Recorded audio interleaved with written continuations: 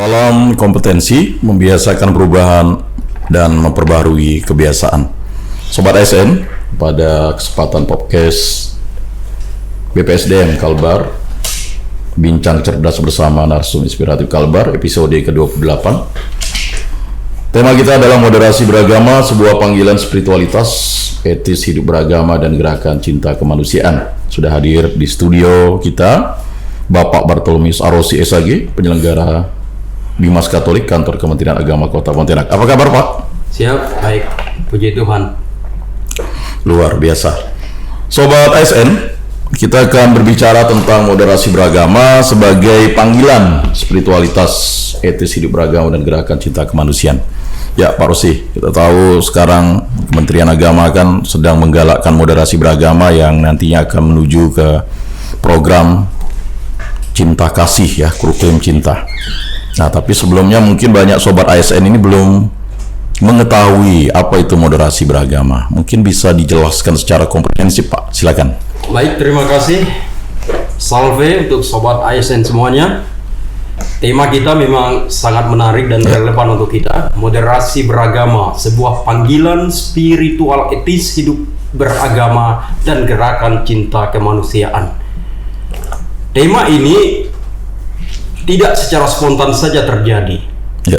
Bahwa moderasi beragama lahir dari sebuah rahim keprihatinan, berawal dari adanya blind spot, semacam blind spot yang kami pahami dalam arti pandangan keliru berupa kebangkrutan toleransi akibat klaim kebenaran subjektif atas doktrin agama yang dikangkangi oleh pragmatisme politis yang cenderung memaksa kehendak kelompok. Artinya begini, bahwa moderasi beragama sebagai jawaban atas adanya fanatisme dari kelompok-kelompok tertentu, adanya pandangan yang sempit dari kelompok-kelompok tertentu yang menganggap bahwa pemahaman dari kelompoknya adalah pemahaman yang benar, dan itu berusaha untuk dipromosikan di tempat secara umum. Padahal ini sebenarnya tidak seharusnya seperti itu. Karena ini makanya istilahnya dikangkangi oleh pragmatisme politis dalam arti yang secara umum. Bagaimana cara mengatur kehidupan mereka supaya mereka bisa memenuhi kebutuhan mereka. Jadi moderasi beragama bukan sekedar sebuah program formal pemerintah, terutama yang kita saat ini adalah selalu digaungkan, selalu disondingkan, dikenalkan oleh Kementerian Agama, tetapi merupakan sebuah kebijakan publik, panggilan jiwa yang mendalam, bahkan sebuah seruan etis untuk menemukan keseimbangan, harmoni, dan keadilan dalam cara kita menghayati iman dan berinteraksi dengan dunia sekitar. Dan ini adalah sebuah perjalanan spiritualitas etis yang berkelanjutan, yang menuntut refleksi diri, dialog terbuka, dan komitmen yang tak tergoyahkan terhadap nilai-nilai kemanusiaan universal. Jadi ini sebagai untuk brainstorming kita, membuka pikiran kita, mengapa moderasi beragama itu ada. Jadi begitu. Baik, mungkin bisa dijelaskan, Pak, moderasi beragama dari asal-usul katanya dan dasar hukumnya, karena kita tahu bahwa moderasi beragama ini kan program nasional, ya, Kementerian Agama, dan bahkan menginisiasi juga untuk kementerian-kementerian lainnya melaksanakan moderasi beragama lintas sektoral, ya. Dan juga dijadikan jargon bagi beberapa Pemda atau Pemkot untuk melaksanakan ini sebagai aspek kerukunan umat beragama. Benar sekali, Pak. Terima kasih. Bahwa berbicara tentang moderasi beragama memang bukan sebuah sesuatu yang asing lagi sebenarnya. Ini adalah sesuatu yang sudah kita kenal. Tetapi sebenarnya diadopsi dari apa? Bila kita telisik dari sisi etimologisnya, arti kata moderasi berkorelasi dengan beberapa istilah di dalam beberapa bahasa, terutama bahasa Latin dan bahasa Inggris.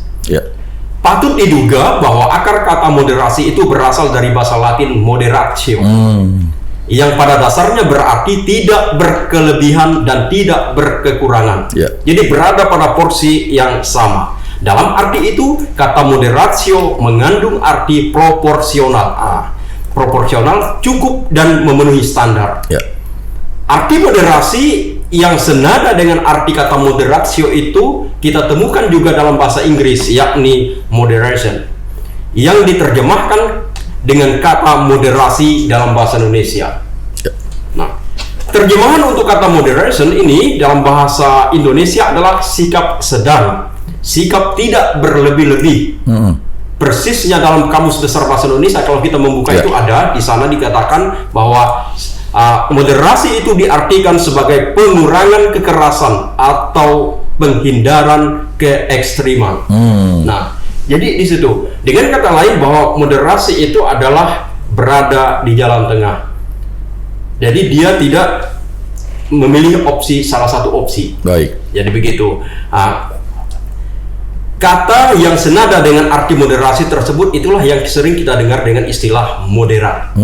Moderat yang berarti selalu menghindari perilaku atau pengungkapan yang ekstrim. Baik. Berkecenderungan ke arah dimensi atau jalan tengah. Kalau kita melihat, kita juga terbiasa mendengarkan istilah dalam musik itu. Itu ada istilah moderato. Moderato yang berarti tenang dalam tempo sedang. Baik. Kemudian dalam kegiatan seminar seperti talk show ya kita saat ini, kita juga mengenal istilah moderator yang berarti orang yang bertindak sebagai penengah atau hakim atau wasit, bahkan pemimpin sidang yang menjadi pengarah pada acara pembicaraan atau pendiskusian masalah. Atau bila dikaitkan dengan teknik, maka dapat diartikan sebagai alat pada mesin yang mengatur dan mengontrol aliran bahan bakar atau sumber tenaga. Baik. Jadi itu. Sobat ASN, kita tahu bahwa moderasi beragama itu adalah keniscayaan bagi Kementerian Agama. Ini merupakan program yang paling utama dan sangat membimbing kita untuk menjadi pribadi yang moderat. Baik Pak, kita tahu urgensi moderasi beragama itu bagi kepentingan negara Kesatuan Republik Indonesia ya Pak, karena kita terdiri atas 6 agama yang diakui. Dan juga 200 aliran kepercayaan. Ini kalau merawat ini dari Sabang sampai Merauke, kalau tidak ada moderasi beragama, niscaya persatuan dan kesatuan ini bisa menjadi kabur ya. Mungkin Bapak bisa menjelaskan apa urgensi moderasi beragama bagi kehidupan berbangsa dan bernegara. Terima kasih. Tapi sebelumnya saya mau kembali lagi kepada istilah moderasi beragama, itu pengertian yang secara lebih mendalam lagi. Bahwa moderasi beragama dapat diartikan sebagai visi, misi, vision, misi dan rencana strategis yang relevan dan signifikan untuk menghindari ekspresi, sikap, tindakan, dan praktik beragama yang berlebihan. Dan ini beberapa para ahli juga menekankan hal ini. Pentingnya bagaimana berpikiran yang lebih moderat supaya para pemimpin agama atau bahkan juga para penganut agama ini memberikan proporsi yang lebih pas kepada agama yang lain. Jadi tidak ada istilah pemberian yang lebih mengarah kepada yang lebih ekstrim. Jadi itu moderasi beragama merupakan upaya untuk menginisiasi, mengikhtiarkan dan mengedepankan peran agama sebagai sumber nilai. Ini yang menjadi sangat penting bagi kita, menjadi sumber nilai, prinsip dan orientasi hidup dalam rangka meraih taraf kehidupan yang berkualitas lebih tinggi, bahkan paling tinggi. Kata paling tinggi ini yang memang sangat penting bagi kita. Karena kalau kita memahami itu, semua orang beragama orientasinya adalah kepada keselamatan kekal. Bahwa suatu saat kita akan meninggal, kita pasti akan memimpikan itu untuk masuk surga, kan begitu. Tetapi masuk surga tidak bisa saja kita begitu secara otomatis, tetapi kita harus berinvestasi, menginvestasikan iman, berbuat baik di dunia ini. Nah, tapi sebelum tadi yang saudara katakan masalah urgensi, perlu juga karena di negara kita ini adalah semuanya harus ada dasar pijakan hukumnya. Bahwa moderasi beragama tentu saja memiliki dasar hukumnya. Yang pertama itu adalah Undang-Undang Dasar 45, terutama pasal 29 ayat 2. Di sana dikatakan bahwa negara menjamin kemerdekaan tiap-tiap penduduk untuk memeluk agamanya masing-masing. Dan untuk beribadat menurut agamanya dan kepercayaannya. Ini sesuatu yang sangat mulia, bahwa semua insan beragama, terutama di negara Indonesia ini, memiliki payung hukum, dijaga, dilindungi oleh negara. Ya, ini sangat membahagiakan bagi kita. Artinya tidak ada agama atau pemeluk agama yang mendapat diskriminasi. Nah, itu yang penting. Kemudian juga pijakan hukum yang kedua adalah Undang-Undang Nomor 39 tahun 1999 pada pasal 22 ayat 2 tentang hak asasi manusia. Bahwa dikatakan di sana setiap orang bebas memeluk agamanya masing-masing dan untuk beribadat menurut agama dan kepercayaannya. Ini semakin membahagiakan bagi kita, semakin membuat kita merasa tenang dengan pernyataan ini. Artinya sekali lagi kami katakan bahwa semua agama memiliki hak yang sama dan diakui eksistensinya di negara kita ini. Kemudian juga diperkuat dengan peraturan presiden nomor 83 ayat 2 tahun 2015 tentang Kementerian Agama itu sendiri. Bahwa Kementerian Agama mempunyai tugas menyelenggarakan urusan pemerintahan di bidang agama untuk membantu presiden dalam menyelenggarakan pemerintahan negara. Jadi jangan sangat jelas di situ dikatakan bahwa kita Kementerian Agama itu di bidang agama. Dengan kata lain bahwa Kementerian Agama diberi tanggung jawab oleh pemerintah, dalam hal ini adalah presiden, untuk menangani bidang agama.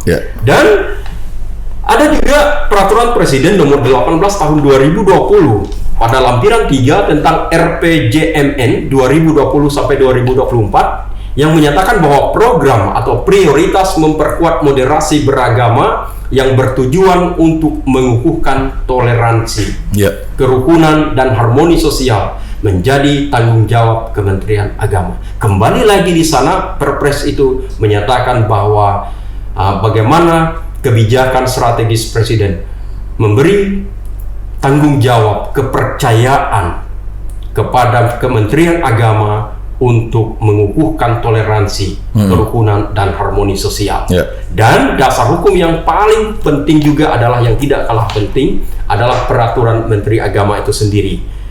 Nomor 18 tahun 2020 terutama pada lampiran pertama tentang rencana strategis Kementerian Agama tahun 2020 dan 2024. Di sana dikatakan bahwa Kementerian Agama yang profesional dan andal dalam membangun masyarakat yang saleh, moderat, cerdas dan unggul untuk mewujudkan Indonesia maju yang berdaulat, mandiri dan berkepribadian berdasarkan gotong royong. Jadi di sana sangat jelas sekali bagaimana dengan kata lain negara ini sangat konsen terhadap moderasi beragama. Jadi itu.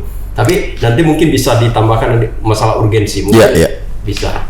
Sobat ASN, moderasi beragama ini adalah keniscayaan untuk mencapai toleransi yang seutuhnya.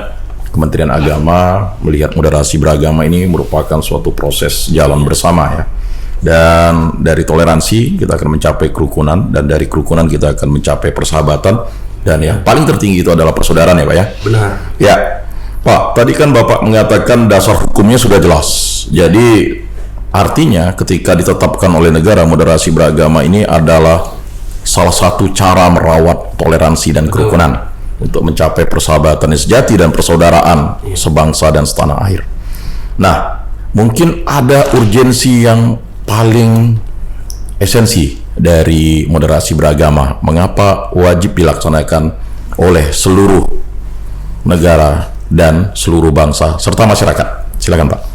Benar sekali. Sebenarnya urgensi ini adalah menjawab berbagai tantangan realitas faktual yang ada di negara kita ini. Ini sebenarnya maka muncul urgensi itu, dan supaya gerakan moderasi beragama ini menjadi sebuah gerakan yang normal dalam tanda petik itu, yang sesuai dengan jalur hukum, tidak serampangan dan lain sebagainya, maka perlu undang-undang itu tadi, perlu peraturan presiden. Nah, lalu apa urgensinya? Jelas bahwa fakta pluralitas agama, pluralitas agama rentan terhadap konflik dan kekerasan, dengan sendirinya memantik kesadaran reflektif dan pemikiran kritis mengenai bagaimana praksis beragama yang menjanjikan bagi kemanusiaan. Ya. Dimanapun juga. Salah satu wacana yang mengemuka akhir-akhir ini adalah mengenai urgensinya itu tadi.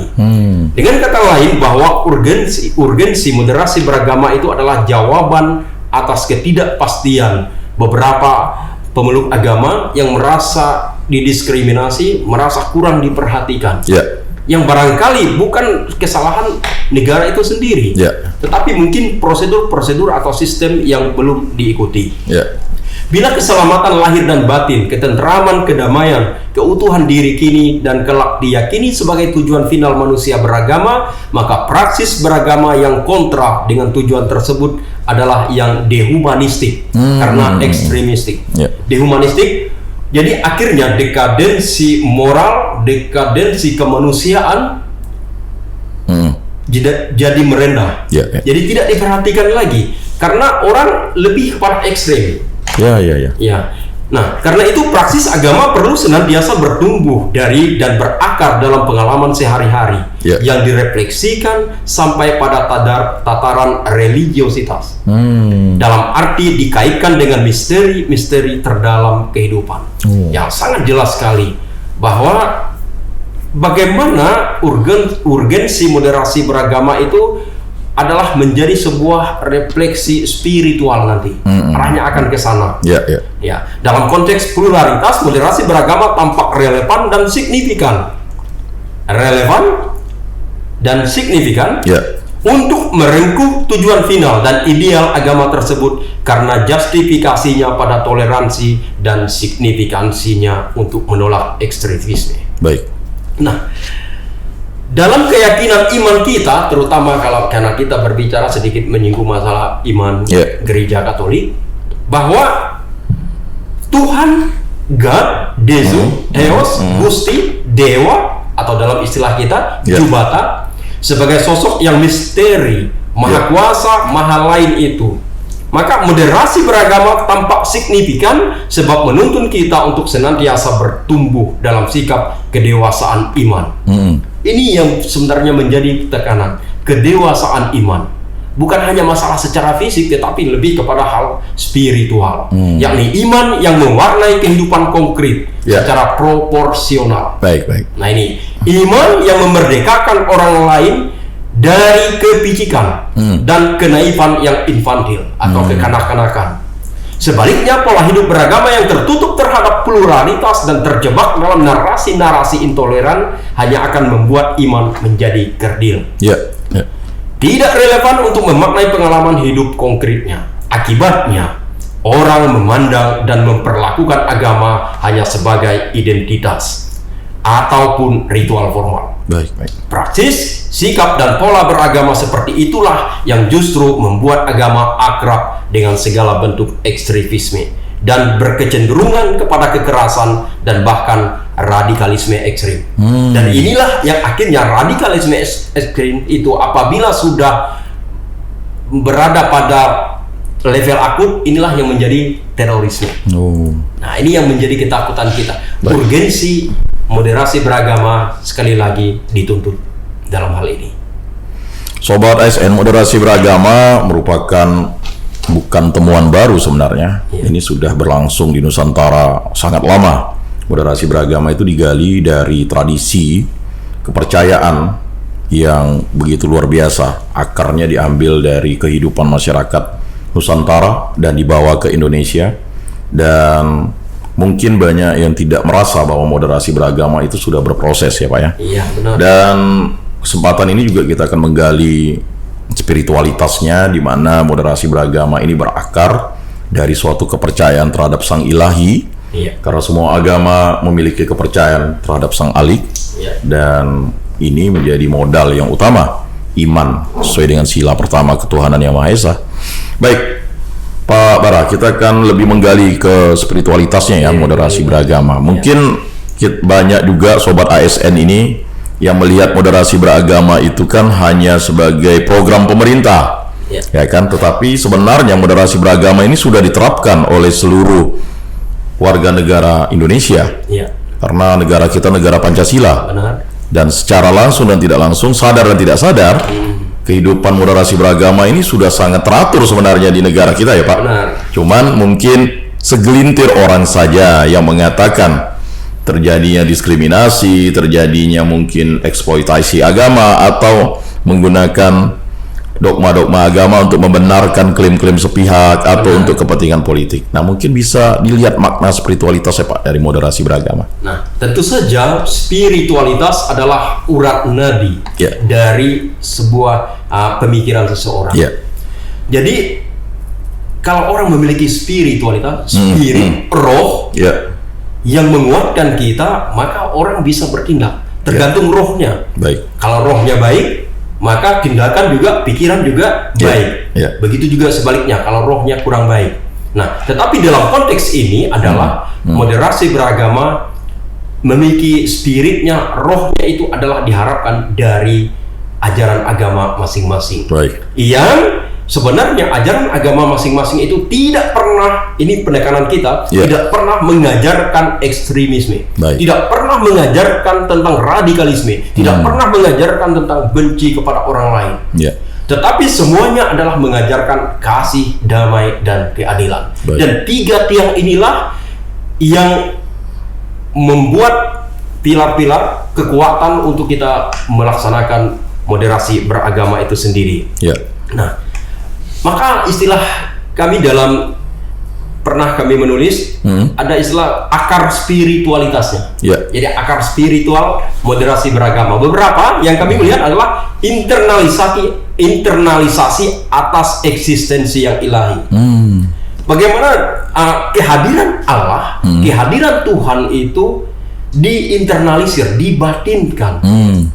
Dan ini menjadi kekuatan spirit kita, roh kita yang merohi kita, istilahnya. Itu yang menjadi kekuatan kita. Di dalam detak jantung moderasi beragama terletak kesadaran akan kehadiran ilahi yang dibatinkan secara konsisten. Konsisten ya, bukan hanya kadang hilang, kadang tidak. Kadang kalau hujan berhenti, tidak. Nah, ini. Tapi sebuah keyakinan bahwa Tuhan hadir dalam setiap aspek kehidupan kita, membimbing kita menuju kebenaran, keadilan, dan kasih sayang. Kesadaran ini menumbuhkan rasa tanggung jawab dan akuntabilitas yang mendalam, mendorong kita untuk bertindak dengan integritas dan kebijaksanaan dalam segala hal yang kita lakukan.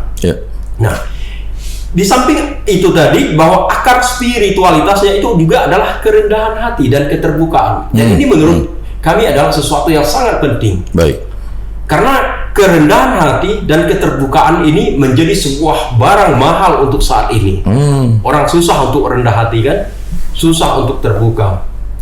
Kerendahan hati cenderung mengorbankan memang segala perasaan, bahwa kita harus berjalan dengan sepatu orang lain, berjalan dengan pemikiran orang lain, menghargai kebenaran yang ada dalam diri orang lain tanpa harus menggugat kebenaran itu. Ini berarti bahwa mengakui keterbatasan pemahaman kita sendiri dan bersedia untuk belajar dari orang lain, bahkan dari mereka yang memiliki keyakinan yang sangat berbeda daripada kita. Ini sangat mulia sekali, sangat mulia sekali.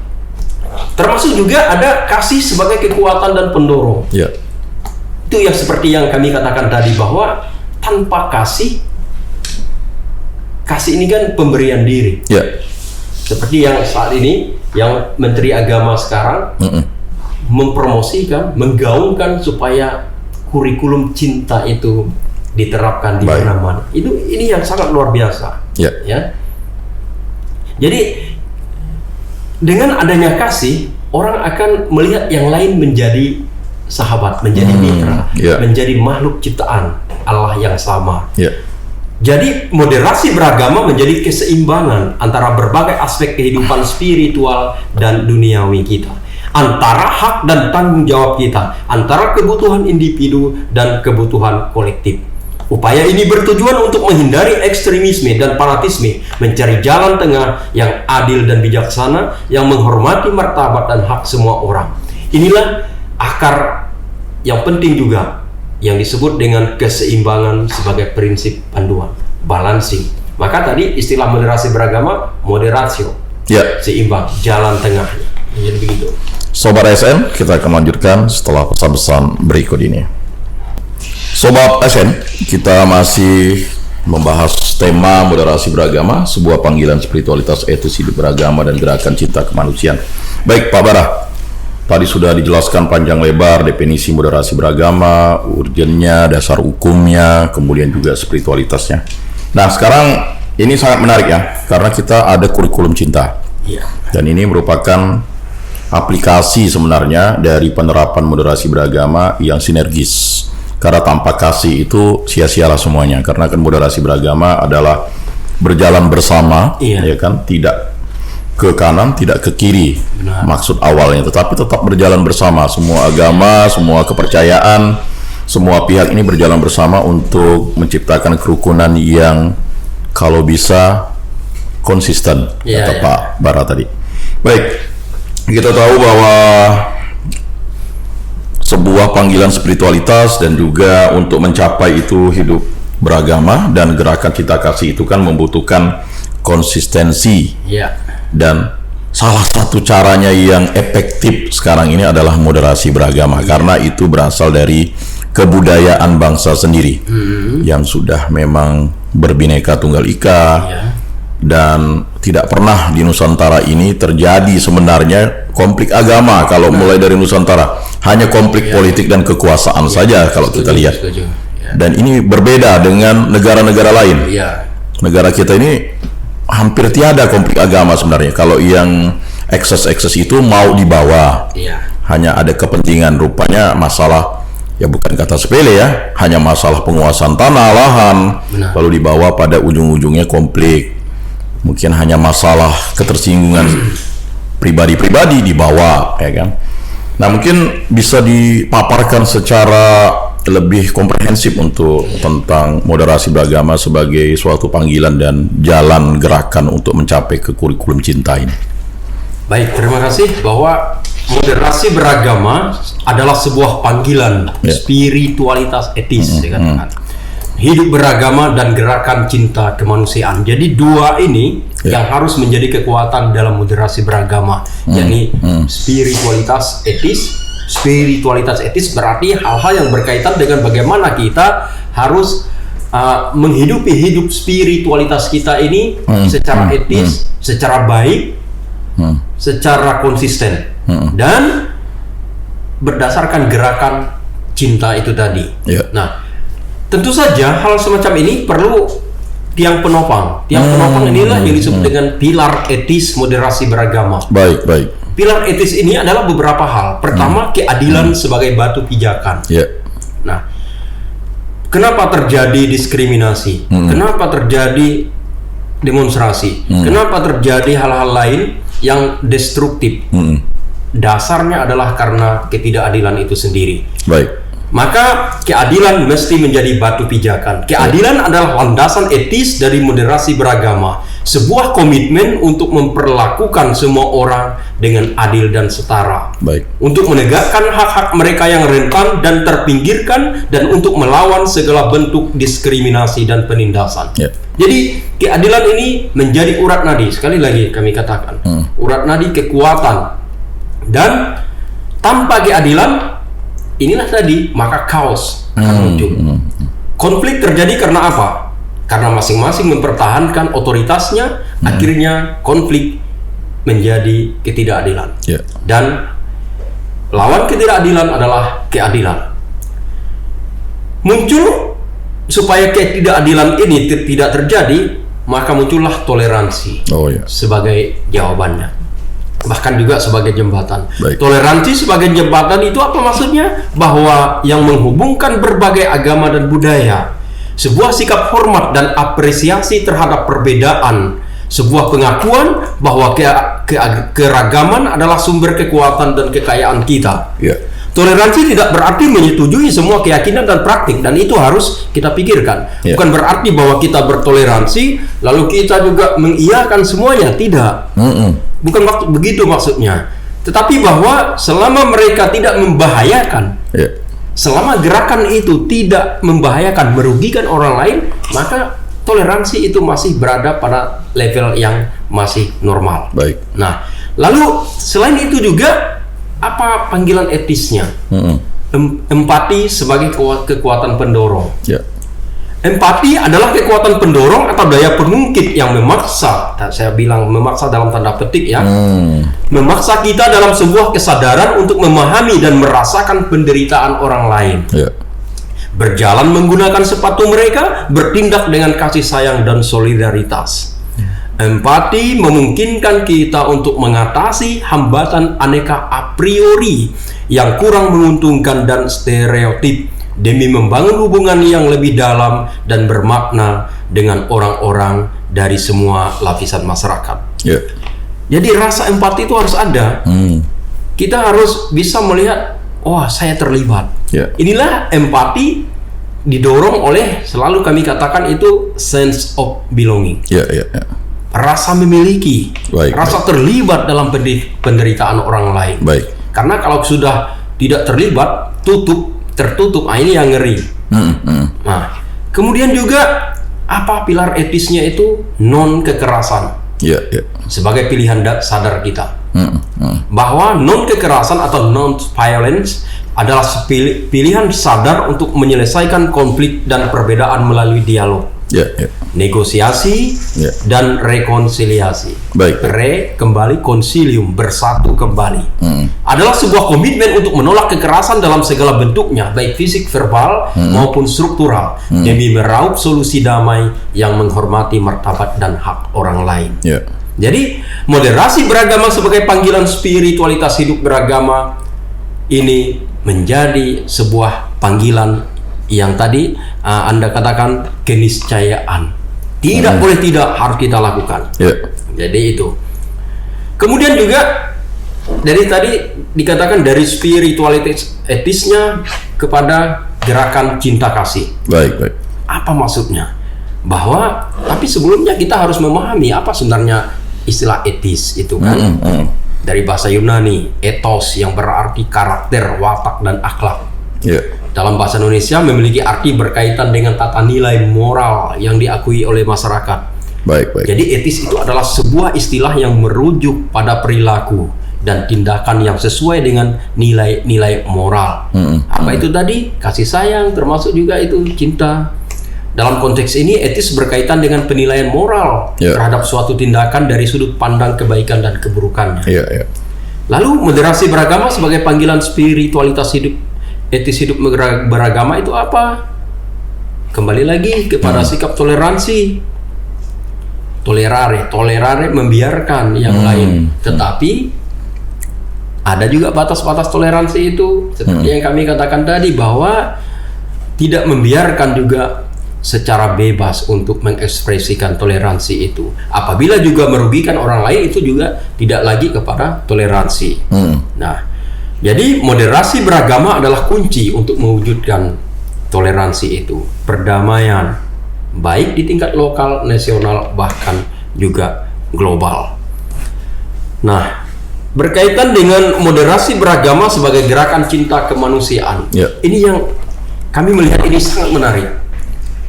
Kalau dulu mungkin istilah ini tidak terlalu familiar bagi kita.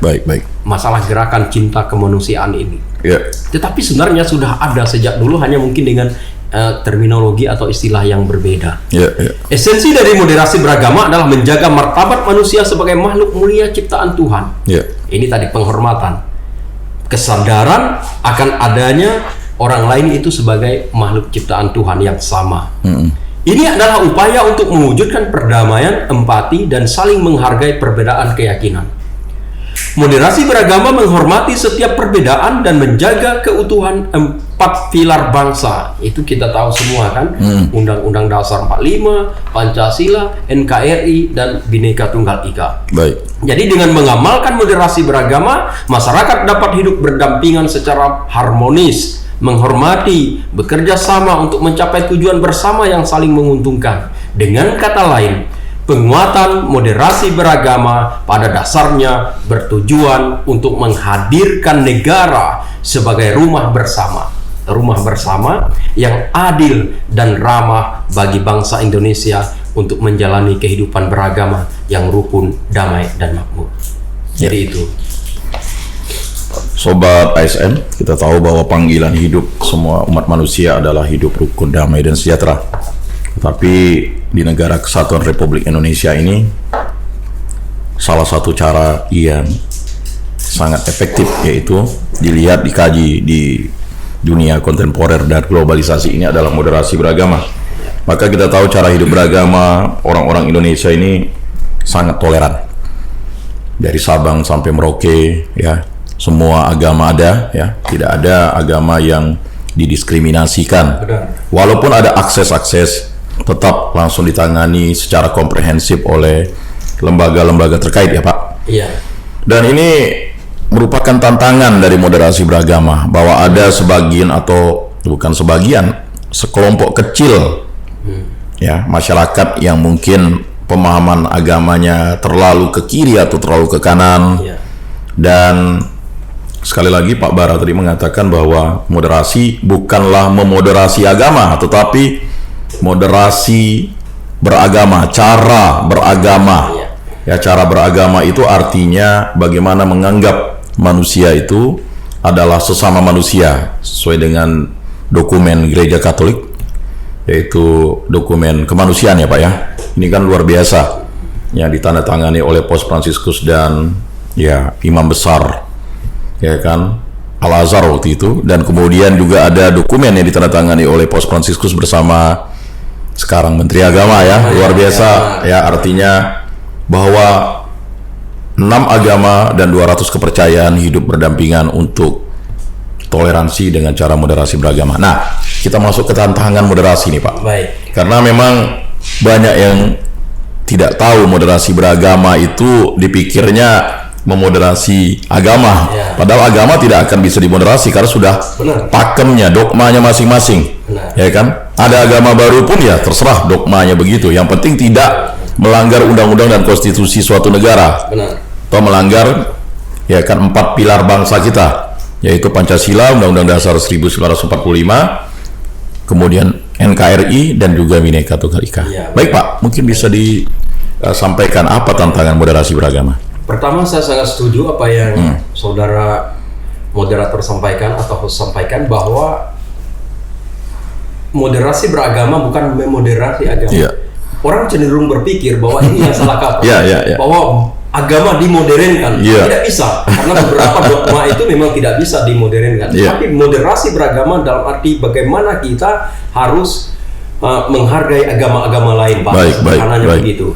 Tentu saja bahwa di dalam situasi yang majemuk, plural semacam ini, moderasi beragama menjadi sebuah hal yang mendapat tantangan. Itu sangat mutlak dan pasti terjadi. Dengan kata lain, bahwa gerakan moderasi beragama kerap kali terbentur pada tembok tebal lapisan egoisme pribadi maupun kepercayaan eksklusif kolektif dari sebuah kelompok tertentu. Kami melihat, atau kita bisa melihat, atau kita bisa merasakan dalam fakta hidup seperti sehari-hari, beberapa sikap tersebut mewujud dalam pemikiran-pemikiran, bahkan juga kepada hal-hal dari pemikiran menjadi fakta. Misalnya ekstremisme dan radikalisme. Ini sesuatu yang sangat lumrah, sangat biasa kita dengarkan. Bahkan media sosial itu sudah banyak sekali menghiasi tulisan-tulisan dengan istilah itu.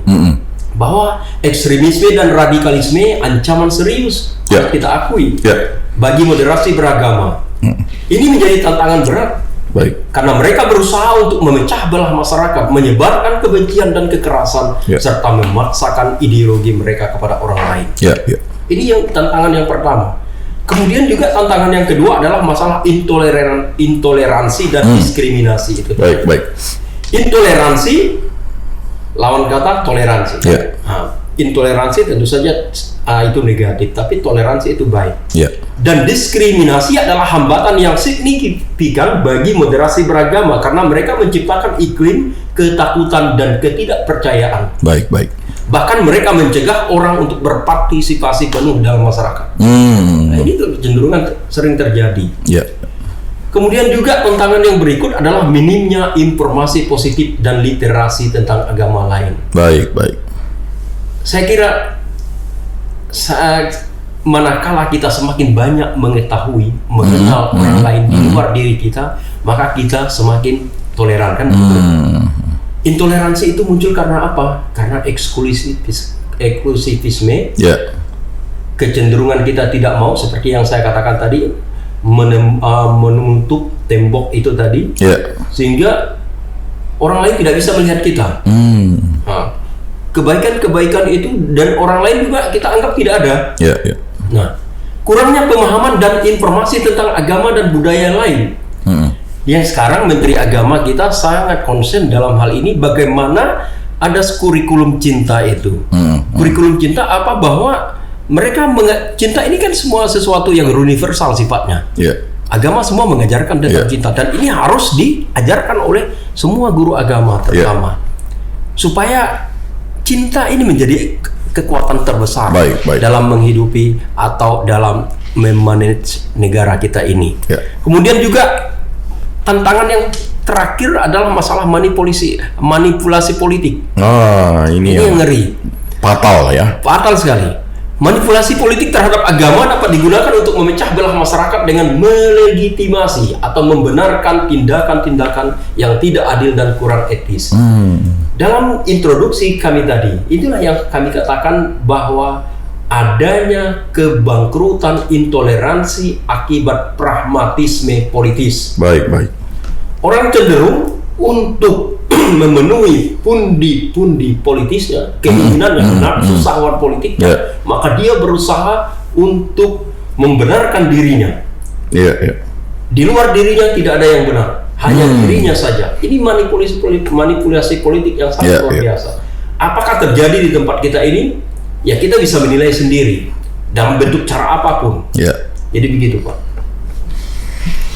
Sobat ASN, kita tahu bahwa moderasi beragama memiliki kekhasan dan keunikan. Definisinya sudah dijelaskan oleh Pak Bara tadi, kemudian juga dasar hukumnya, kemudian secara spiritualitasnya, dan dikaitkan dengan bagaimana panggilan hidup, serta dikaitkan dengan kurikulum cinta yang akan diterapkan di Kementerian Agama ini bukan inovasi, tetapi ini adalah terobosan yang sudah digali dari keberagaman, dan yang paling utama digali dari nilai-nilai agama, 6 agama yang ada, serta 200 kepercayaan yang ada.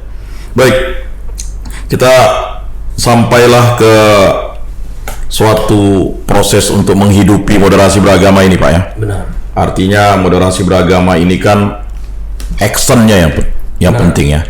Orang selalu bilang NATO, no action talk only. Jangan sampai moderasi beragama itu NATO, ya. Banyak program-program dari pemerintah, apalagi Menteri Agama, ya. Menteri Agama ini kan luar biasa sekali.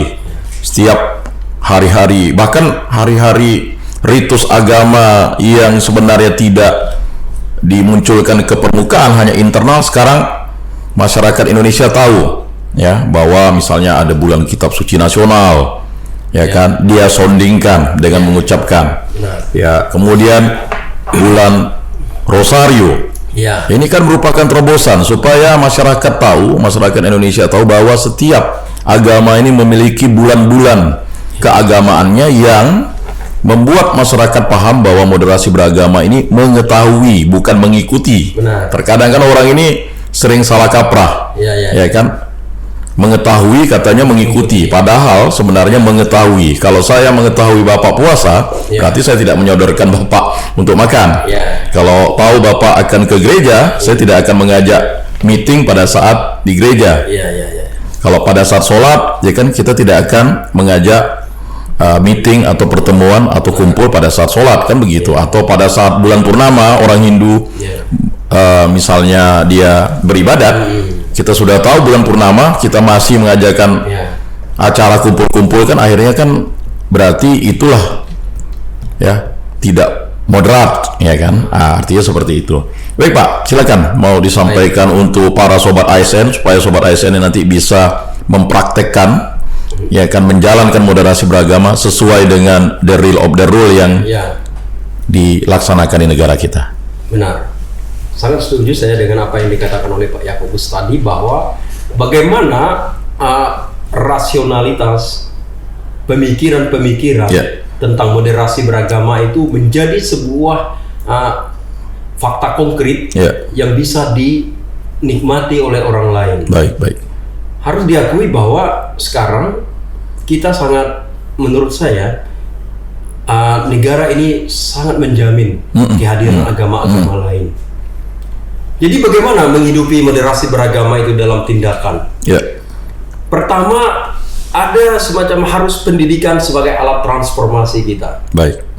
Alat transformasi. Bahwa pendidikan adalah alat yang ampuh untuk mentransformasi individu dan masyarakat, untuk menanamkan nilai-nilai moderasi, menuju kesadaran akan hak asasi manusia, mempromosikan pemahaman yang presisi akan toleransi yang menggeliat secara faktual dalam budaya dan agama.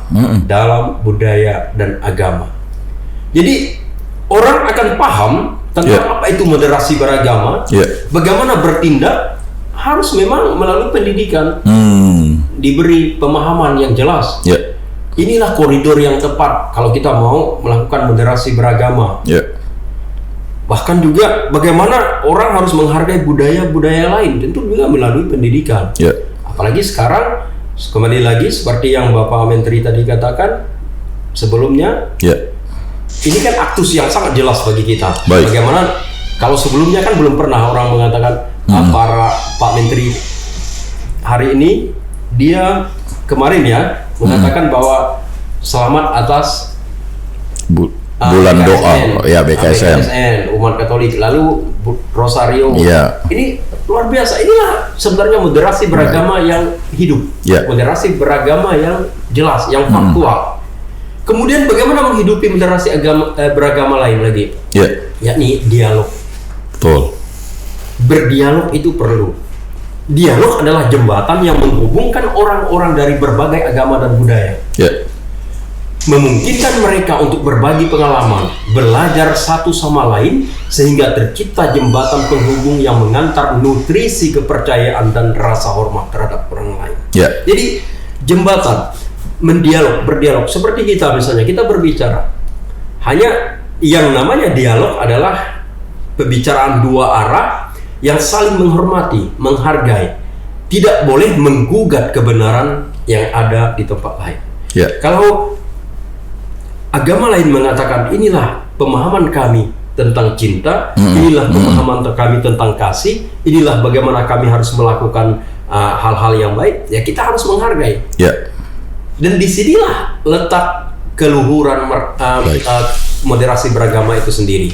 Lalu berkolaborasi itu perlu. Cum dan labora. Bahasa Latin, cum bersama dengan labora. Bekerja bersama. Kekuatan yang memungkinkan orang-orang dari berbagai latar belakang untuk bekerja bersama, menuju tujuan bersama, mengatasi tantangan yang kompleks, serta menciptakan dunia yang lebih adil, damai, dan berkelanjutan. Jadi, bagaimana menciptakan itu? Hadir, bekerja.